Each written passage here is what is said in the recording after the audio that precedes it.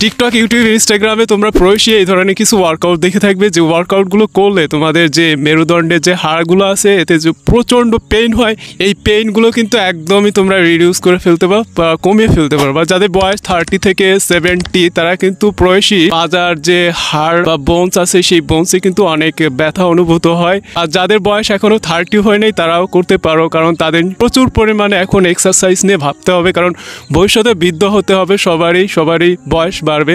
আর বয়স বেড়ে যাওয়ার সাথে সাথে আমাদের শরীর কিন্তু আর আমাদের সাথে কথা বলবে না। সো ওই বয়সটাতে যদি আমরা এই ধরনের এক্সারসাইজ বা রেগুলার ব্যায়াম যদি না করি তাহলে কিন্তু একটা পর্যায়ে আমাদের ধরা খেতে হবে। সো তোমরা এই কয়েকটা ভাইরাল এক্সারসাইজ এগুলো করলে যে কি পরিমাণ বেনিফিট তা হয়তোবা তোমরা জানো, হয়তোবা জানো না। সো এই ওয়ার্কআউটগুলো আমরা বাড়িতেই ট্রাই করতে পারি, যে কোনো জায়গায়, যে কোনো স্থানে, দিনের যে কোনো একটি পার্টিকুলার টাইমেই কিন্তু আমরা করতে পারি। সো চলো আজকের এই ওয়ার্কআউটগুলো তোমাদের সাথে শেয়ার করি। So let's start.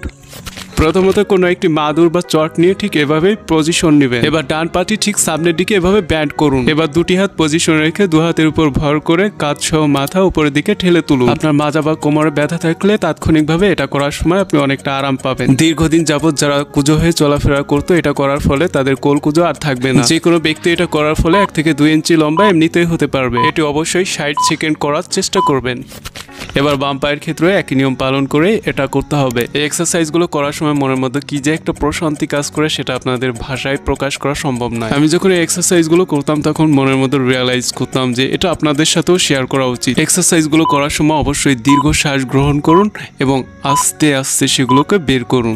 দ্বিতীয় এই ওয়ার্কআউটটি করার জন্য আপনাকে চিত হয়ে শুতে হবে। বাম পাটি উপরের দিকে তুলে ডান পাটি ঠিক তার নিচ দিয়ে রাখতে হবে। এবার বাম হাত দ্বারা ডান পাটিকে ধরে ডান হাতটি বাম পায়ের হাঁটুর উপর রেখে ডান দিকে কোমরটিকে এভাবে বেন্ড করুন। এটি করার সময় আপনার কোমরে যদি কোনো প্রকারের ব্যথা থাকে সেটি থেকে আপনি অনেকটা আরাম পেতে থাকবেন। এই প্রতিটা ব্যায়াম যদি আপনি প্রতিদিন করেন, লম্বা হওয়ার সাথে সাথে আপনার মেরুদণ্ডের যত প্রকারের সমস্যা আছে সেটা থেকে আপনি মুক্তি পেতে পারবেন। এটিও আপনারা প্রতিদিন 60 সেকেন্ড করার চেষ্টা করবেন। এবার বাম সাইডের ক্ষেত্রে একই নিয়ম ফলো করে এটি পারফরমেন্স করতে হবে। এটিও আপনারা 60 সেকেন্ড করবেন। লাস্ট ওয়ার্কআউটটি সব থেকে বেশি ইফেক্টিভ, তাই আপনাদের রিকোয়েস্ট থাকবে পুরো ভিডিওটি দেখার জন্য।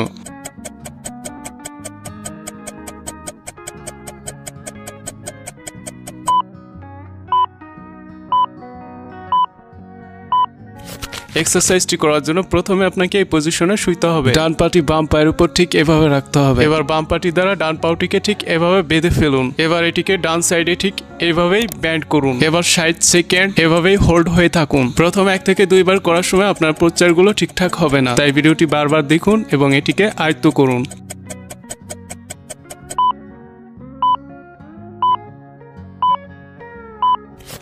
বাম দিকে ব্যান্ড হওয়া বা বাঁকা হওয়ার জন্য একই নিয়ম ফলো করে এটিকে পারফর্ম করতে হবে। এটিও আপনারা 60 সেকেন্ড করবেন।